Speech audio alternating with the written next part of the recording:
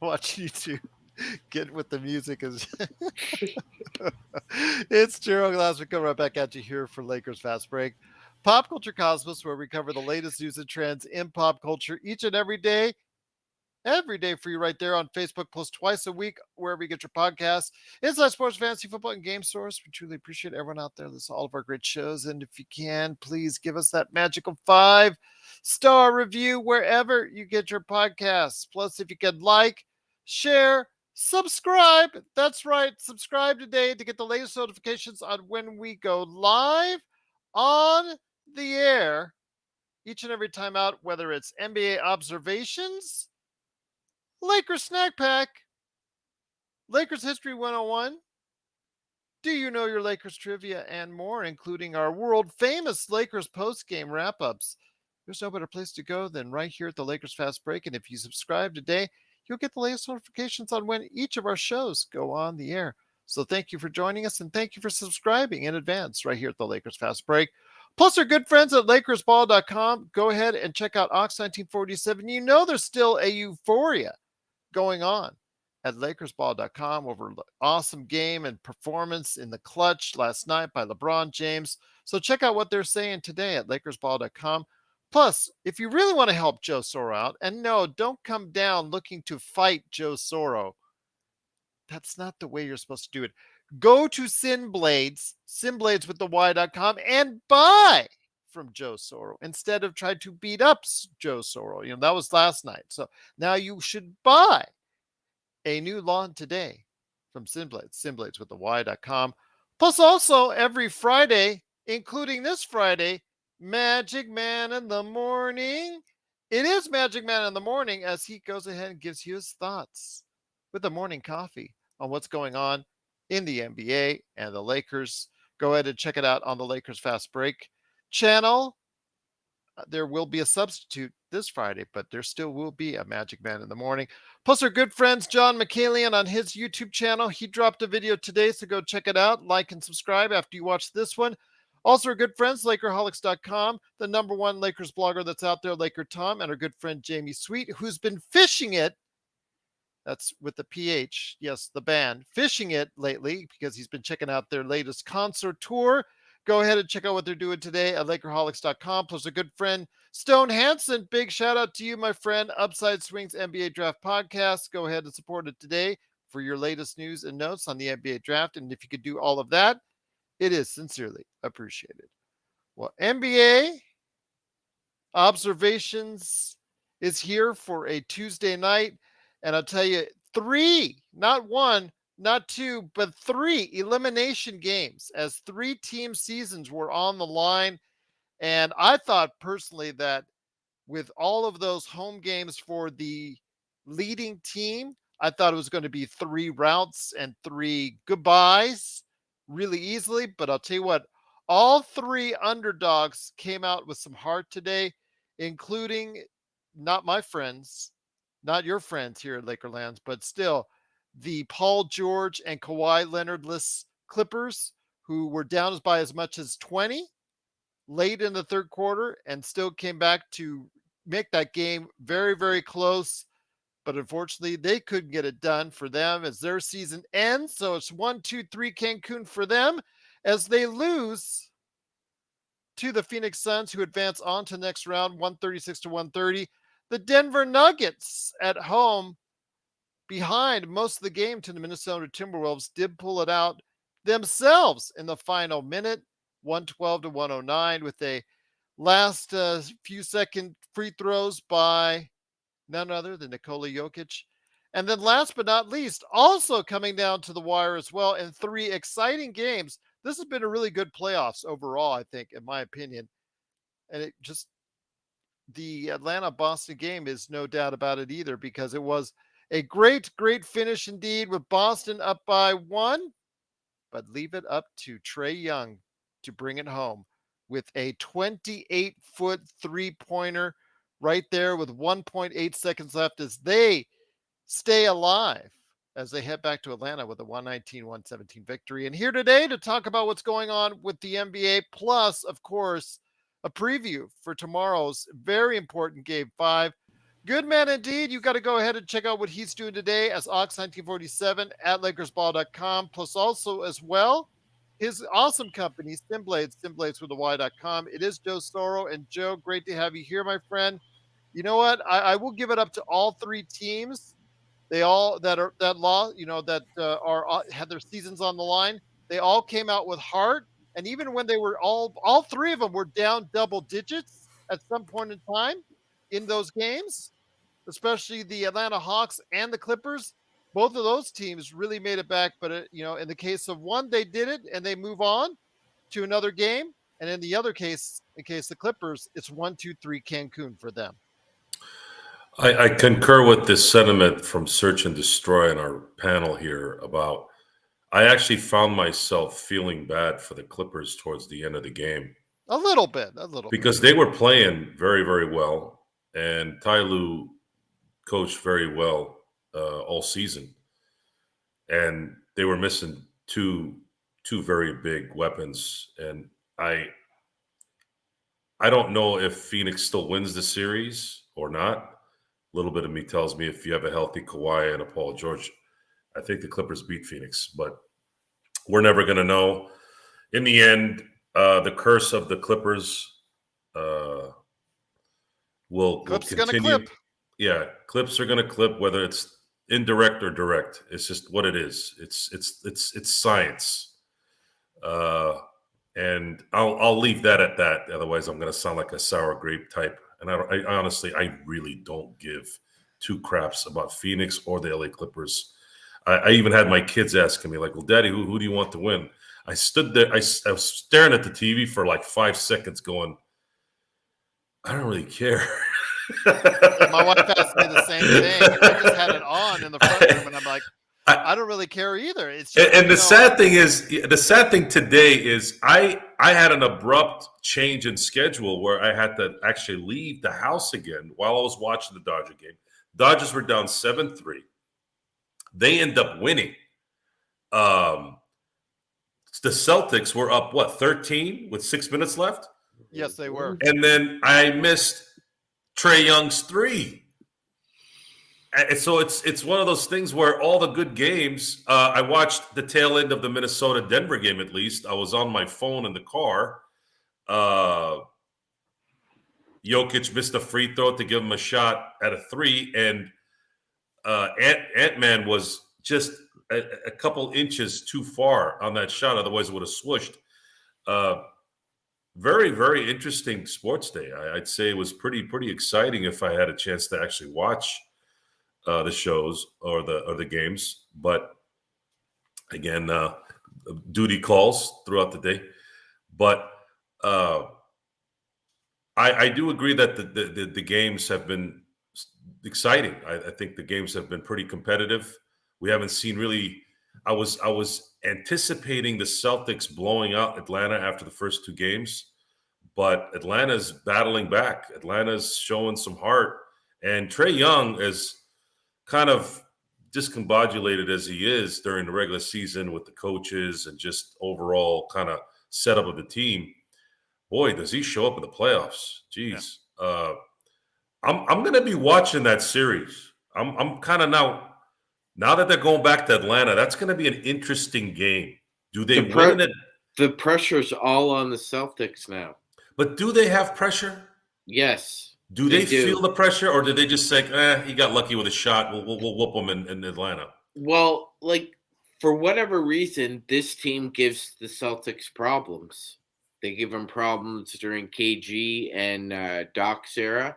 And they can't be happy about giving up a 13-point They gave them problems during Bird, McHale. That doesn't mean anything anymore. But there's a real rivalry here. The Hawks just have never gotten over the Celtics yet.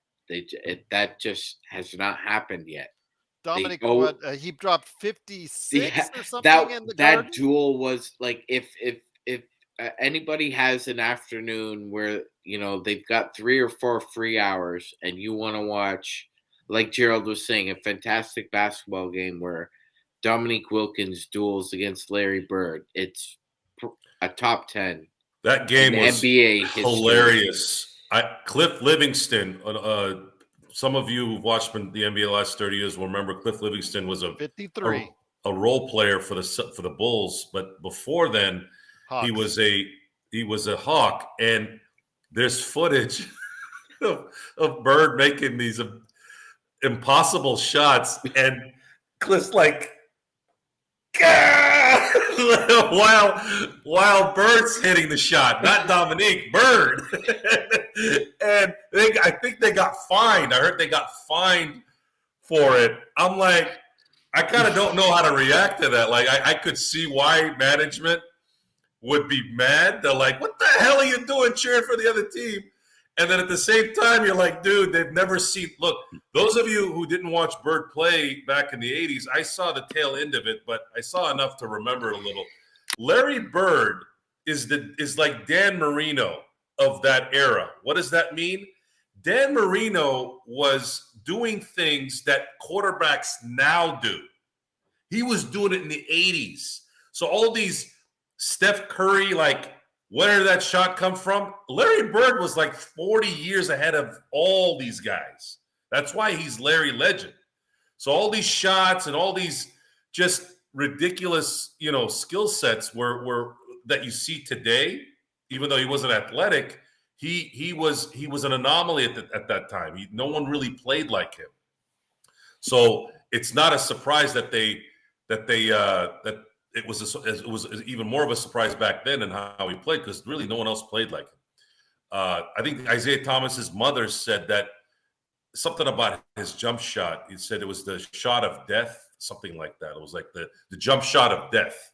That's what it was. Yeah. And Joe, the issue, like you were saying, Trey's like, this is playoff Trey now. This is playoff Trey. So you've given him one game, and now you've given him a gift of another one. And like Gerald was saying, at some point you'd have to expect the Hawks role players to probably get at least one. So they're due. Gerald, if the Hawks really pull it out and force a game 7, what do you think the mindset is with the Celtics going back? I still don't think they'll panic. I think, I think they've always got that in their back pocket. They got careless. They lifted their foot off the gas. They were up by 13 halfway through the fourth quarter, and they blew it. They know they blew it. Again, they might even finish it out in Atlanta.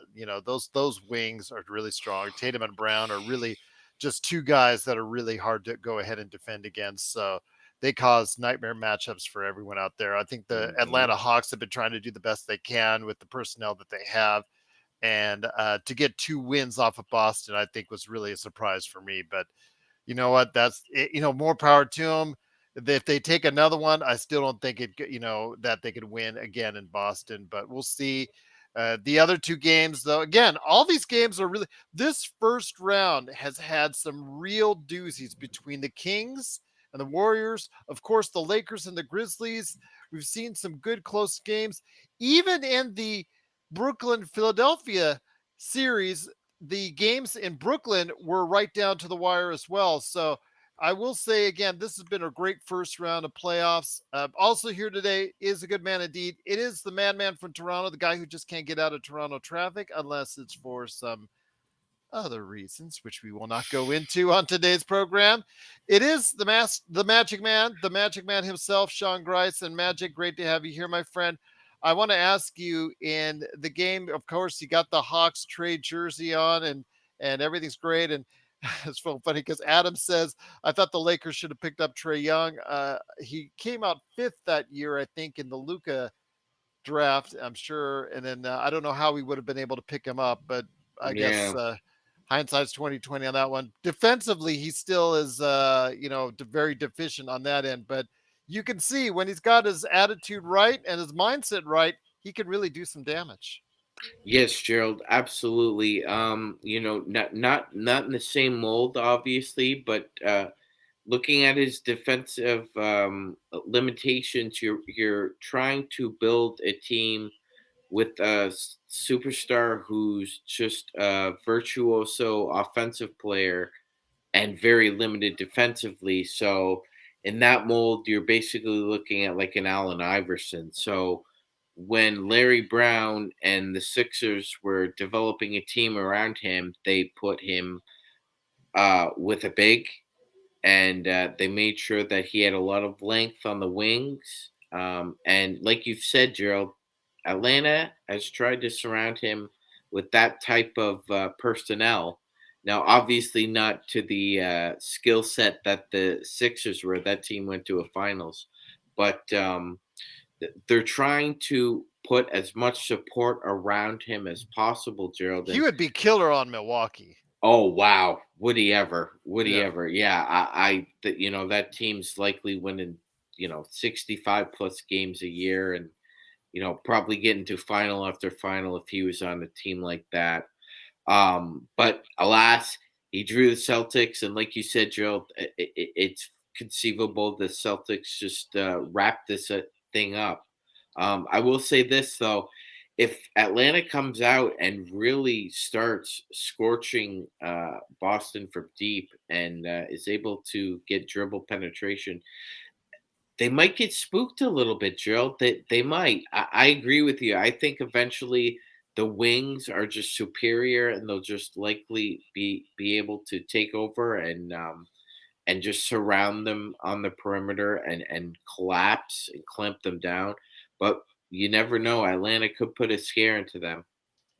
That they could, my friend. So again, Richard is back after an extended absence. Glad to see him back. Appreciate it. He said something about you owning up to a bet that said if the Lakers made the playoffs, you would be getting some breakfast for dinner. That's right. Yeah. So I'll leave it up to the chat room to come up with the menu, so to speak. So I'm open to suggestions. I have no allergies, so by all means, if anybody wants to suggest what I should have, let's Okay. do it. All right. Just fair enough. I was thinking some huevos rancheros for some reason. I Oh, haven't had that in a long time. yeah, that would be nice right now. That's just So a throw out Gerald's sucking an egg, huh? there. Very funny.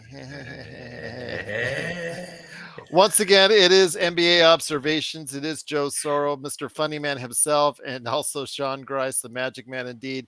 Want to go ahead and hit the other game.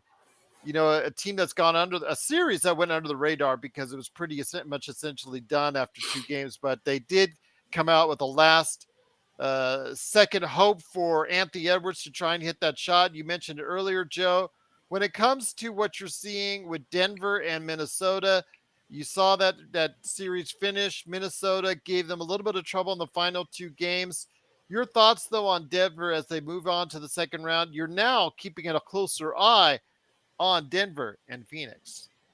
It's going to be an interesting matchup. I still think Phoenix is going to win it if Durant is Durant.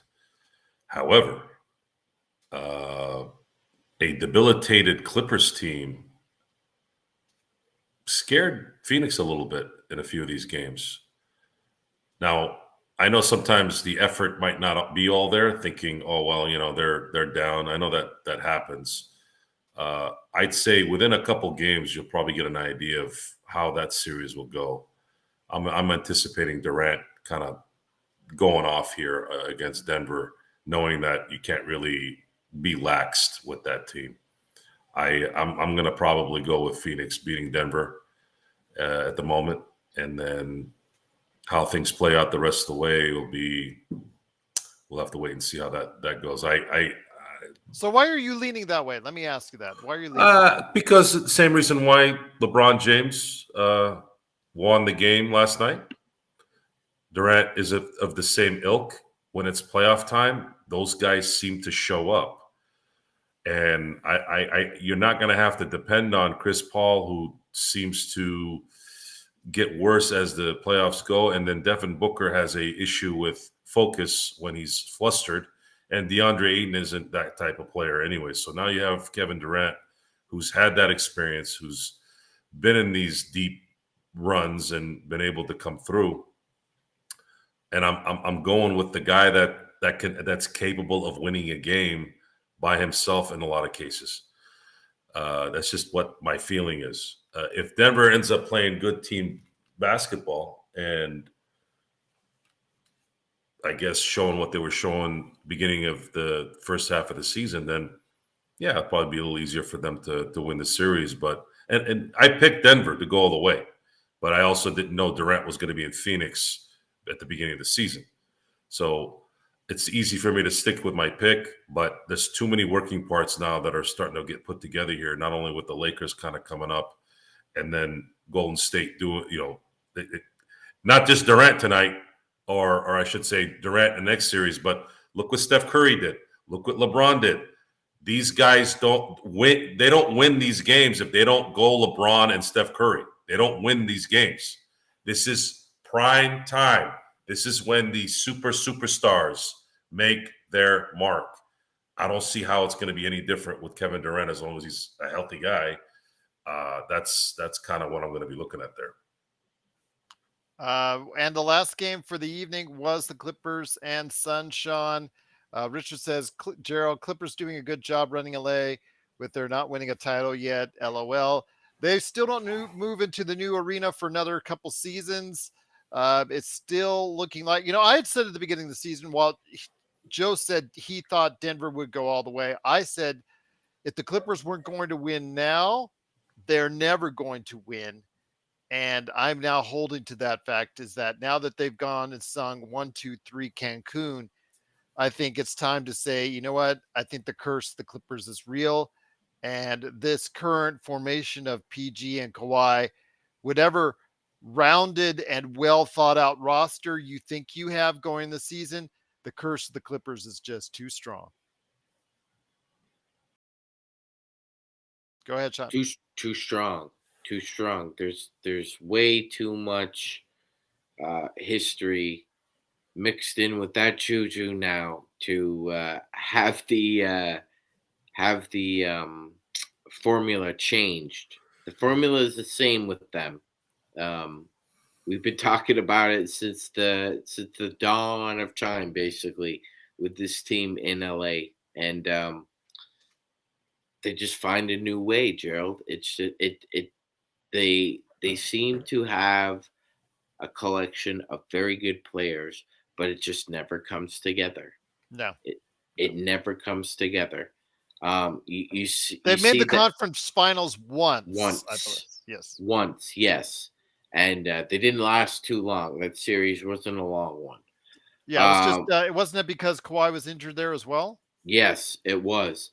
And it's kind of funny, and again, we're really trying to kind of change this slant about, and I'll bring it back to the Lakers. Anthony Davis, since 2019, after the title, Anthony Davis has played in more playoff games than Kawhi Leonard has. And that's just a fact. He's also won as many championships as Kawhi, yes. But yet the narrative still remains that somehow Anthony is street clothes, but yet Kawhi and PG always invariably, Gerald, end up getting a pass. But Adam I think says it best. Well, Adam, I think says it best, and I'm not sure he realizes that, but he said Kawhi and Paul would have changed that series. Phoenix might be vulnerable. Would have. How many years can we say would have? Go ahead, Joe. If Kawhi would have stayed in Toronto one more year, I believe they would have been in the finals in 2020 with the Lakers, against the Lakers. They were going to be able. They were really good. They made it to the second round in that without Kawhi that year. I truly believe that. I still think the Lakers would have beat Toronto in the finals, but it would have. Towards the end, I kind of knew he wasn't going to stay in Toronto, but especially after winning the championship. But in the long run, he probably should have stayed there. At least he would have made the finals again the following year, and not have to worry about. Because also, Gerald, you know this is better. You and Joe know this better than me, and I'm not sure if any of our fellow panelists in the chat are business owners as well. You know that Kawhi isn't really marketable, Gerald. You have to basically Well, he does advertisements. He does commercials. Yeah, but he's not a marketable guy though, Gerald. He's not very affable. He's not very um outgoing, extroverted. It's kind of pulling teeth to market him. And I think that's a problem as well with the Clippers. I think I think they have an issue with Paul George as well. Paul George is a great basketball player when he's healthy, but he hasn't been healthy. And you know, in the off season, he likes to fish. So like the Clippers really don't have marketable stars either. It's so like Nick Molina was hypothesizing that perhaps the Clippers will blow it up. I don't think they're going to do that. I think they're just going to wait until both Another off guys. season. Yes. Another to wait for them to healthy. How many years is this going on? Yeah, exactly. Waiting to exhale, waiting for the Clippers to be healthy. And you know why I might disagree with you on that is, two things: the new CBA and the salary cap and issues, because the new CBA is targeted at the Clippers and the Warriors, Joe and Sean. Joe, I knows as well that these teams are going to be on the hit list, and they're going to be. You think they were taxed before, Joe? They're going to be taxed even more if they try to keep that team together. It's just Kawhi's legs are done. I think Paul George's injury was a kind of a freak injury. I don't really blame him for not being there, as that happens. But Kawhi has debilitating knees, and it's going to get worse and worse every year.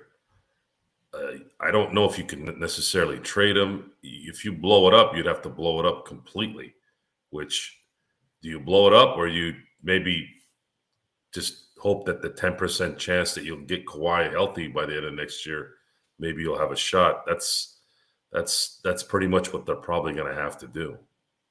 The sad part about this for the Clippers is they traded a superstar for this Kawhi George potential dynasty.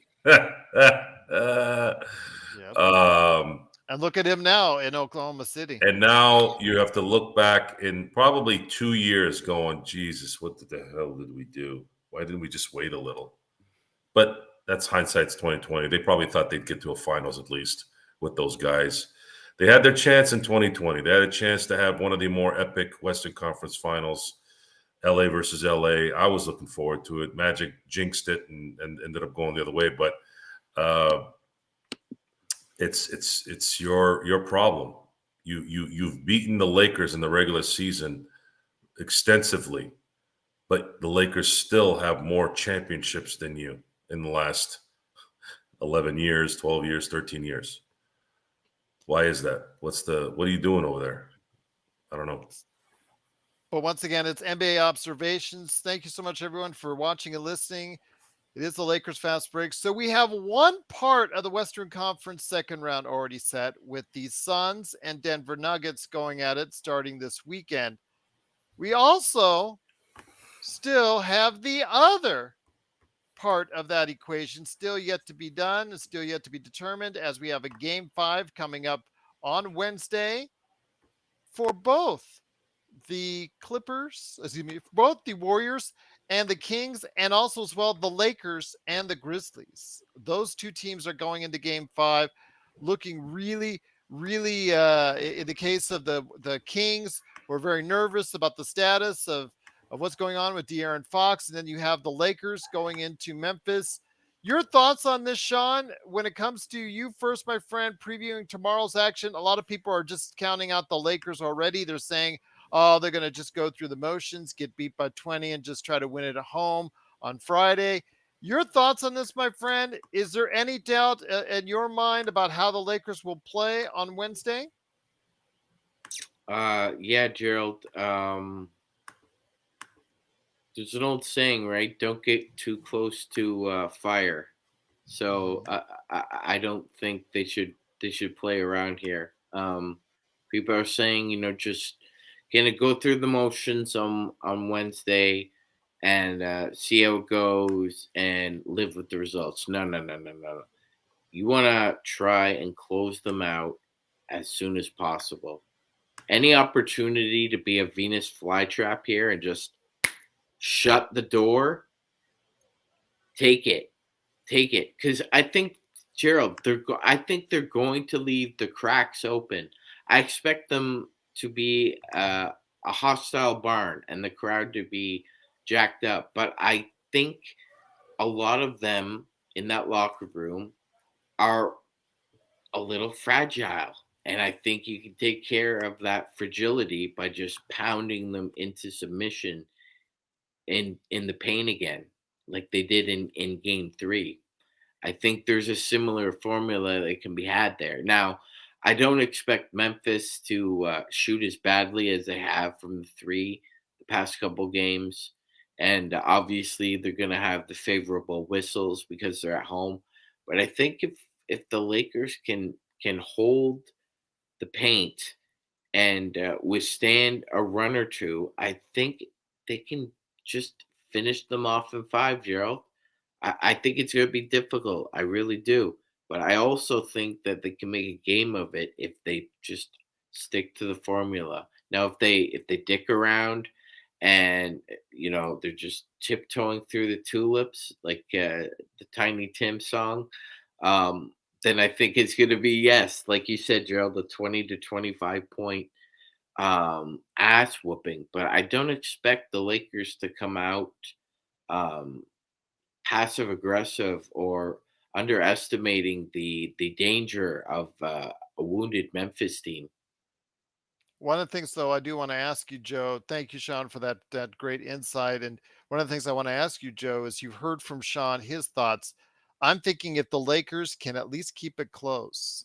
We talk about the mental fragility of the Memphis Grizzlies as they're all talk, and a lot of this case they've not been able to back it up.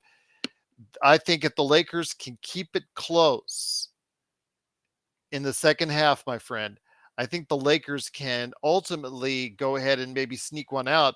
The thing is, though, can they keep it close until the second half when it starts to prey in, it starts to seep in with Memphis that, hey, maybe it's just not our time? I believe this game is going to tell you a lot about what the current future of the Lakers are capable of. If they get blown out in this game, they kind of connect with the prediction at the moment. They kind of solidify who they've been during the year. Because that's where it's leaning here in Vegas. I'm going to tell you that. I was checking around today. If they come out and blow them out in game 5, to me, that means the Lakers are not who they were during the regular season anymore. They have, they've switched. Remember, I told you guys about the switch. There's only one team I've ever seen that switched. You'd start to get that knob going up now a little bit. It would tell me a lot about the chances of the Lakers making a run, a serious run at a championship. Because one thing about this series that's plain and clear, Gerald, is that because their half-court offense is so terrible, they're so reliant on Desmond Bane to get them easy points. And Gerald, we all respect Desmond Bane as a player, but if he plays more than, I'd say, 30 minutes, he's not the type of efficient player he normally is, Gerald. And I think that's what we're seeing. He has to take a lot of shots in order to keep Memphis in the game. Ja had to do that the previous game. I think they're just so limited now offensively that if you can take advantage of it, I just don't think they have the firepower to withstand any team in the West right now. The thing is, though, as I ask you this, Sean, my old saying, this team this season has not been able to stand prosperity. It is now up 3-1. Is it time for them to now stand prosperity and get a win in Memphis? I would say so. Yeah, Gerald, I would have the attitude this thing is being closed out tonight, and we're going to watch Sacramento and Golden Because State. it is tonight for you right now. Yes, Just it let is. everybody know. Yes, and we're gonna watch Golden State and Sacramento fight it out to a game 7. That's what I think would portend to the Lakers. Like Joe was saying, like if they just blow them out of the water and just pop them, they're ascending. And I don't think it matters who we play in the second round. I don't really care, as a matter of fact. The thing, although, I want to ask Joe is something he actually answered earlier in the show when it comes to what the fans out there are thinking. This is something that has been mentioned 900 million times, Joe, and that is why hasn't Lonnie Walker or Mo Bamba gotten any burn off the bench in this series, or for the matter, in the past 2 weeks. Since Mo Bamba came back late in the season, he's not gotten much run. And of course, everybody knows outside of like one appearance here or there, in garbage time, Lonnie Walker has also been invisible. Something that I think has made a lot of fans upset because of the fact that they have not been able to find that eighth player in the rotation that's consistent. Troy Brown Jr. gave them some decent minutes yesterday, especially on the defensive end, but they've not been able offensively to find that eighth guy to help them out. That I believe Darvin Ham feels that Beasley's due. He's been due for a while, and he hasn't shown overdue. up. He's really overdue. I believe Beasley plays a little bit better defense than Lonnie Walker. At that point, you might as well just. He's just stronger. He's just a little bit bigger and stronger than Lonnie Walker. Mo Bamba, we've gone through that a few times. Mo Bamba's lateral movement and motor is just not going to work in a series like this. There's too much beasts. There are too many beasts on this team, and too many guys that can get around and actually be athletic. This is the best defense I've seen this season. This team is very well coached on the defensive end, and I'm more in the thought of let's just get out of this series, and we're not going to have to deal with a bulldog defense like this again for the rest of the playoff run, whatever it is. Denver doesn't play defense like this. Golden State doesn't play like this. Sacramento definitely doesn't. Phoenix. I mean, I don't know. I don't even think the Celtics play defense like this either. So it's kind of like you get that conditioning from this rough and tough, and then it's gonna naturally help you in the next series. Should you get past this, going, oof, we don't have to bump and grind as much in this one. At least we're gonna have a little bit of breathing room to do what we want to do, and then we're just gonna keep doing what we do on defense. And be able to at least save some energy. I think that's what really has been kind of back and forth with AD. Everybody keeps harping on AD's kind of Jekyll and Hyde performances. I just think a lot of it has to do with the fact that there are adjustments being made. There is more attention to him in certain spots, and he's not able to be as effective. I think just like when we got mad at Powell for not being Shaq. When you have Shaq, you have these guys, Wilt and all these big men who are aggressive and dominant, and then you have big men that come after them that aren't like that are more maybe finesse. We tend to look at those guys as soft. I never thought Powell was soft, even in the 2008 finals. I thought we really missed out not having Bynum in that series, and I believe still to this day, if Bynum was healthy, we would have won that series. Anthony Davis is not a back you into the corner and dunk all over your rear end, play in and play out. It's just not his game. But he is probably in a position now where he's had a bad game, and he usually has a really good game after that. But it's hard to predict any of this. We have won every game Ja Morant has played, and we've lost the one game he didn't. In reality, they should have swept Memphis at this point. They really should have. They should have won game 2. They didn't. So now we have to wait to see if they can make up for it in game 5, which if they win this game, I said a blowout would make me think for sure that this team is on a mission. If it's a close game and they still win, it's still kind of the same thing. It's just, it's going to be more of a, well, we were able to pull it off at the end. But a blowout would show, man, the Lakers are going to be a problem. So let's just put this on the line. If the Lakers win tomorrow by over 20, what do you and I have to do for our audience out there? I'm not doing anything. I've done enough this year. Okay. All right. Sorry. Fine. No, sorry, guys. I thought we were going to go in on something together. No, I'm not doing that. You're No. eating breakfast for dinner. I got Sean, way too much.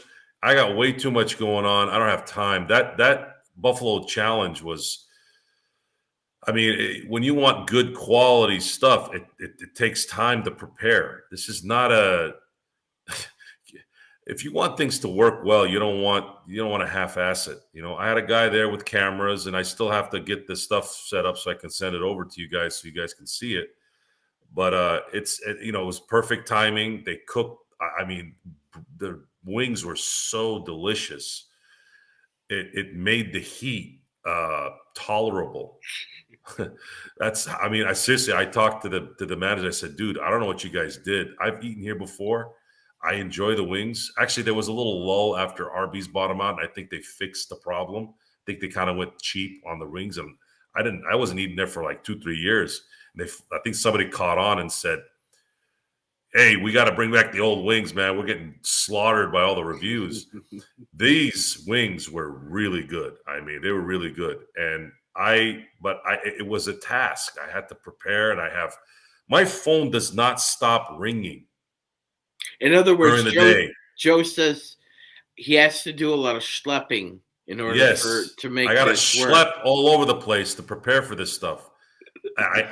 This is life. You want something good. You want something with some value. You have to prepare, guys. This isn't a joke. I could have just been a schlepper and just went there with my phone, right, and said, all right, guys, I'm going to eat it. No, man, I had to set it there. I had a guy that did the camera in case something happened with the internet on my phone, and now I have this guy backing me up. Guys, this is a production. I have to have direct connection to my computer here so that I don't run into this Wi-Fi crap. I have to make sure my computer's getting juice in it. I have to make sure my headset works. Otherwise, what kind of person am I going to come? How am I going to come off in here? Look at the camera. The camera. I paid a good amount of money for this camera so I can glisten while you guys listen. Get it? Listen while you listen. You know what, Eduardo? I think that Milwaukee will win Game 5, but what we saw from Jimmy Butler the other night, I don't think he's going to be able to duplicate that kind of efficiency, Gerald. But he's more than capable of finishing off the Bucks. I don't see the Bucks coming down from 3-1 and winning this series. Okay, I kind of disagree. I think if Giannis is anywhere near healthy, I know that back's killing him. I think they definitely have a chance to go ahead and win the next 3 out. I think that Giannis has to start guarding. This is something we've talked about over the years with Giannis. Giannis is a great help defender, but he always likes to be a help defender, or he's always told to be a help defender. Whenever he doesn't play the man, the superstar that he's supposed to be playing, that we perceive he's playing, they have issues. And the fact that he's not predominantly on Butler, I think, is a key mistake by Budenholzer, and part of the reason why they're down 3-1. Yeah, I agree, Gerald. That would be the primary solution for me. I'm in agreement with you there. Put him on Jimmy, and let's just go down with the ship. If he beats Giannis, he beats Giannis. That's just playoff Jimmy. But if you're not going to put your best perimeter defender on him, I agree, Joe. But what are you thinking, bud? You're smarter than that. Absolutely. So we'll see what happens. Tomorrow is a loaded Wednesday, very loaded Wednesday. Probably one of the best NBA Wednesdays in a long, long time. Go ahead, Sean.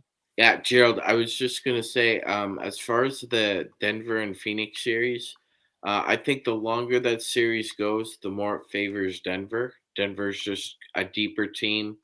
And I think with their front court of the Joker Aaron Gordon, and Michael Porter Jr., Gerald, who basically finished off the Wolves this whole series in the fourth quarter. I don't think the Suns have the front court to match them. You have DeAndre Ayton, and then after him, you have Bismack Biyombo and Jake Landale, and I don't think they have the Jock Landale. Jock Landale, excuse me. I don't think those guys have the requisite skills to handle that front court. So Joe is picking the Suns in the next round, and Sean is picking Denver. Very interesting indeed. I might be leaning Denver personally. I just think Denver has a very talented roster, and if Murray is playing lights out like he did in the previous series, where he had actually a 47-point game, if he can shoot like that, that's trouble for any team. Along with Jokic, along with the MPJ, along with Gordon, along with KCP. You know, they've got a nice and very talented five, one of the best and most talented fives in the league. And that, I think, matches up better for them because their depth is bad. And, actually, their depth past Bruce Brown is very iffy. But then again, so's the Suns. So we'll see what happens there. It's going to be basically starters versus starters for most of that series. So very interested to see how that plays out. But it is NBA observations, guys. Again, tomorrow it is the Lakers going to Memphis. Any last thoughts before we head on out? Joe? Sean? No. I'm good. Well, Jordan, that's it. Again, we'll probably come up something down the line, but I don't blame Joe at all. No worries to Joe. Joe's been a very busy guy, so absolutely. We've done. He's done enough challenges. He's done enough challenges for one season. So we've got. How about you do a challenge, buddy? Yeah, you do a challenge, Jordan. There you go. Absolutely, Mr. Excuses. When the hell did I make excuses? I do what I say. Excuses. Yes, Jordan, you do a challenge and then you film it if the Lakers win tomorrow. How about that? There you go. What do you want me to do? Right. Wear the opposing team's jersey if I lose? That lame, cliched, time-honored mayoral douchebag. Yeah, I had a couple people a few years back. Hey, why don't you wear a Celtics shirt if you lose? I'm like, no, I'm not doing that. That's dumb. I'll tell you, Jordan, pick any challenge you want. If you want to go ahead and do it, if the Lakers win tomorrow by over 20. How about this? Lakers win, you stand on your head, take a picture while you're doing it. How about that? Fair enough. Jesus. Fair enough. Oh. These freaking guys. Run naked in the rain. What other challenge you want? You know what? Streaking. Start driving on the highway. And then open up the. No, don't kill. No, we could be sued. You ever tried running naked? Nothing we would be sued over. No, we are not condoning that. Absolutely not. Would Gary Busey say in Entourage? Imagine running naked through a cornfield backwards at midnight. On that note, note that we are not at the Lakers Fast Break condoning anyone doing it or necessitating anyone. The best part about that episode was Ari destroying the sculpture. Jordan, Weinstein. you're not required to do anything at all. You're just follow us. He sits there. He threatens the crap out of him, takes his drink out of his hand, drinks. Oh, that's awful. It probably was awful. Jordan, you're just go ahead. Hanging out with us is just the best thing you could do. Yeah, Jordan, hang out with us, and then you do challenges now. We've done enough challenges. No, we don't. You don't. You're. By the way, you ate. That's up to you. Did you eat something, Gerald? Huh? Did you eat that? Whatever it is that you did? I don't even remember. Didn't you say you were going to do something that day that I did my challenge? Fulfilled the challenge. I did eat some wings with hot sauce. Yeah. Oh, in your room? Yeah. Oh, that's terrible. Somebody's got to host the show. Anybody can eat wings in their house. Yeah. How do we know it's hot? All right.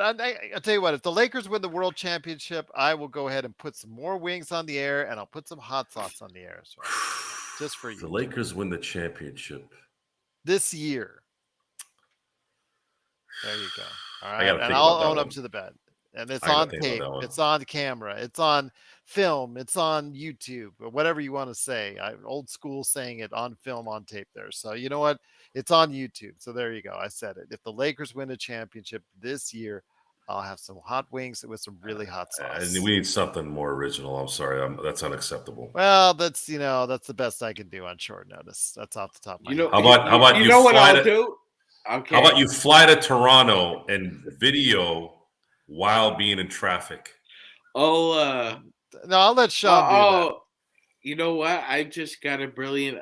Wow, I'm glad this conversation took place because I could do Vancouver, but I I can't do just have Toronto. a brilliant idea now. All There right. ain't no can'ts. So if the Lakers do win the championship, Gerald, there will be I plan a big bonanza. Okay. Yeah. Let's see. We gotta do more. People ask us all the time for cooking ideas and cooking videos. Yeah, I'm gonna skydive, and we're gonna have a banner that says number 18, suck it, Boston. Okay, so he said that's a good one.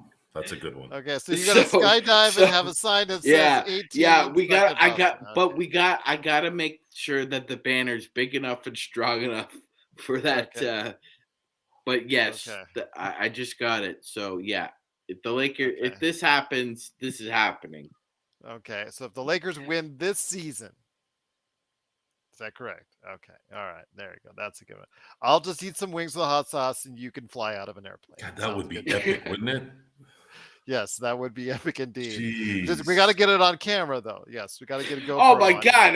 We would go viral. That would be viral. There's no question about that. I'd like to see Laker Nation do something like that. Yeah, well, getting them to get out of their room is hard enough indeed. Joe, we got if this is going down, then you better get the banner ready because I'd be ready to go. Let's get to the final first, buddy. Let's get to the finals. No. We don't want to hear that, Gerald. You win the championship, we'll put it together. Don't worry. All right, fair enough indeed. But once again, it's it. Finals. Who's got time to wait? Just do your thing, man. It doesn't take that long to build a banner. My gosh. We don't have to do it. We don't have to do it 4 minutes after the game is over. No, I'm talking about in advance. Like if the Lakers get to the finals, you at least talk to the guy as far as who's in Toronto who makes banners and say, hey, can you make one that says the Lakers just won 18, suck it, Boston? Yeah, how much does it cost? You got to plan it all out. Remember, Canadian, US. It's a lot of schlepping too. Yep. Yes. Yep. Yes. I'll make the calls if he does. Yes. But the Lakers have to get to the finals first. Then you plan those things out. All right. Okay, fair enough. But it is NBA Observations. Thank you so much for joining us. Tomorrow we're going to have probably a snack pack previewing Game 5. Once again, it is the Lakers Fast Break. If you have any questions for us, always right here on YouTube below. Thank you so much for Brian for subscribing on the way out. We truly appreciate it. All the best to you, and glad you're going to go ahead and get the latest notifications when we go live on the air. Don't forget, tomorrow night, game time, playback.tv/Lakers Fast Break. Join the uncut version of Joe Soro and Sean Grice. And boy, was it mature audience only on the last one. I'll just say that. But if you want to go ahead and be part of the fun today, playback.tv/Lakers Fast Break. We're going to do a snack pack in the afternoon sometime, but we'll also have the best post game in town when it comes to the Lakers and the NBA. And that's going to be right here at the Lakers Fast Break Podcast. Have a great evening, everyone. Best Lakers chat room that's out there right here at the Lakers Fast Break.